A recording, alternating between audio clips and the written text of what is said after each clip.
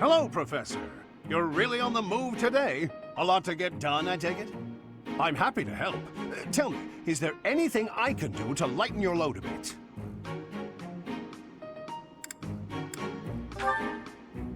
Oh, surely there must be something. Don't be shy about asking for help. We're practically siblings, after all, cut from the same cloth. I was raised by Gerald just as you were, so we should have no trouble getting along. Huh? Did I not mention that? How thoughtless! What an embarrassing gaffe! My parents died when I was small, and I came to live in the monastery. It was an aimless existence. But sometimes a knight would pass by wearing magnificent armor. That knight was Gerald. And the first time he laid eyes on me, he made me his squire. What was he thinking, huh?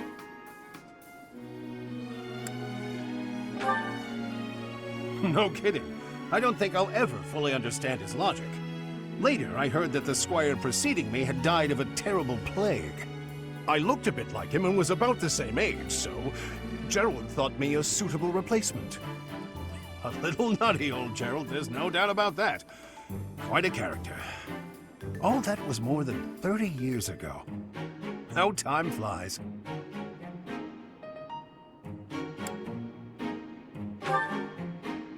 Actually, I'm not entirely sure. You never asked him? Well, Gerald hardly seemed to age at all. In fact, over drinks he once told me, perhaps that's a story for another day. At any rate, that's Gerald for you. One of a kind. I don't think there's anyone else quite like him.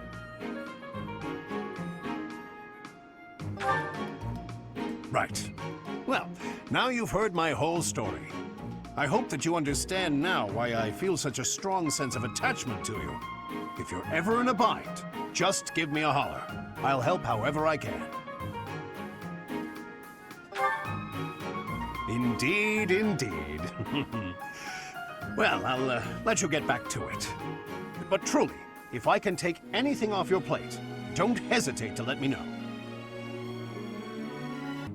Hello, Professor. What brings you here? Fancy a bit of fishing? You know, I can hardly go fishing without thinking of old Gerald. He and I would just sit here, casting our lines again and again. I'm no better at it now than I was then. Not a single nibble.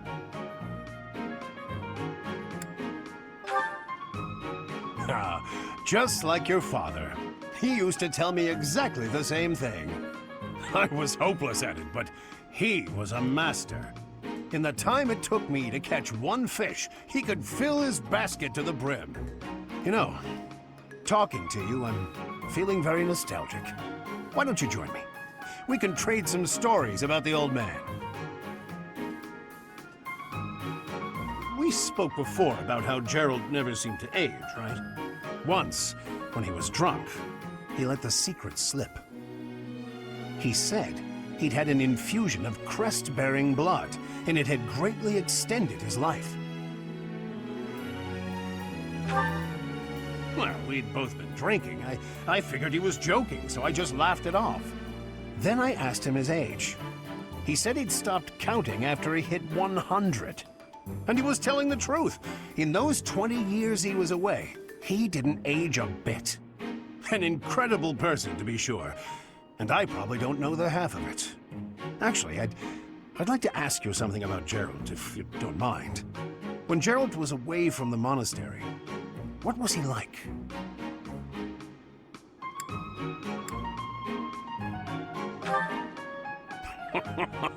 In other words, he was exactly the same. When he was with the knights, he always found time to go fishing. He was hooked on it, you might say. He'd say there was no greater pleasure in life than sinking his teeth into a fish he'd caught and washing it down with a drink. I have to say, right now, fishing with you, it really takes me back. This feels just like the good old days, when Gerald was sitting alongside me.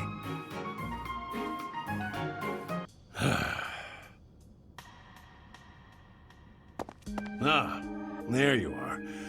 Hello. Oh, yes. Apologies. I'm struggling with some unpleasant thoughts. Since the war began, I've ended so many lives. You and your students got your hands dirty as well. Nobody forced you all to join the fight, of course. You did so of your own volition. Still, there must be something very wrong with the world for it to make children into killers.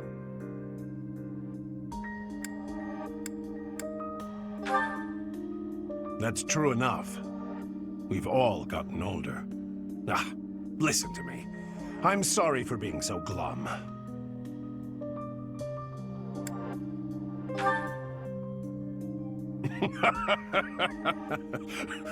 Well said. In truth, I don't think any expression will improve my looks. I'm a brute, no matter what face I pull. Ah, you really are just like Gerald. When I was down in the dumps, he'd cheer me up with a playful quip. He gave me his library of jokes, but when I tell one of them, nobody laughs at the punchline. They laugh at me. You, on the other hand, well, you inherited the old man's comic talents. I'm feeling pretty perky now, all thanks to you. I can't stop this war by feeling gloomy about it. Onward, to a brighter future. To tell you the truth, that was another line I picked up from Gerald. He taught me everything about life. He was more important to me than anyone in the world. Apart from you, perhaps.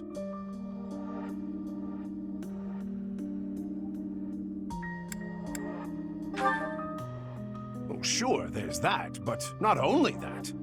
When I look at you or see you fighting in battle, it's like I'm seeing a sibling. But at the same time, it's like seeing something sacred and powerful. Something I must defend. You're so important to the future of Fodlan, and to me.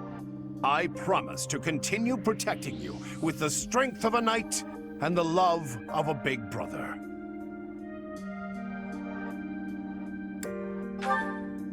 Good.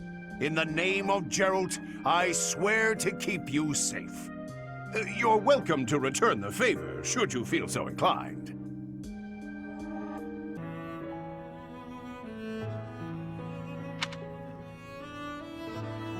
Hey, what are you doing here? Waiting for someone? Haha! You've got a knack for rib ticklers, no bones about it. We weren't planning to meet up. Anyway, things seem to have quieted down across all of Fodlan. But we can't slow down now. The work's only just begun. In fact, we'll probably be busier than ever. Ha! You do look quite worn out. But when we've got a little breathing room, I'd like to go fishing with you. We can sit by the water together and idly cast our lines, not a care in the world.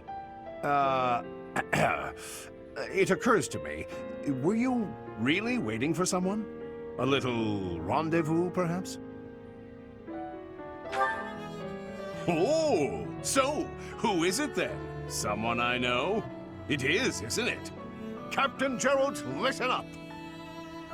I'll ensure that your daughter is matched with none but the worthiest partner. I'm sorry, it's just... when it comes to your life, I get emotional, you know? You've done so well. You've persisted through so many obstacles, and you've just kept on fighting. I have no doubt Captain Gerald's looking down proudly from heaven right now. And of course, I'm proud of you too. I'm a very proud, big brother. You could have let that one slide. At any rate, let's keep marching forward together. For Fodlan. For the Captain.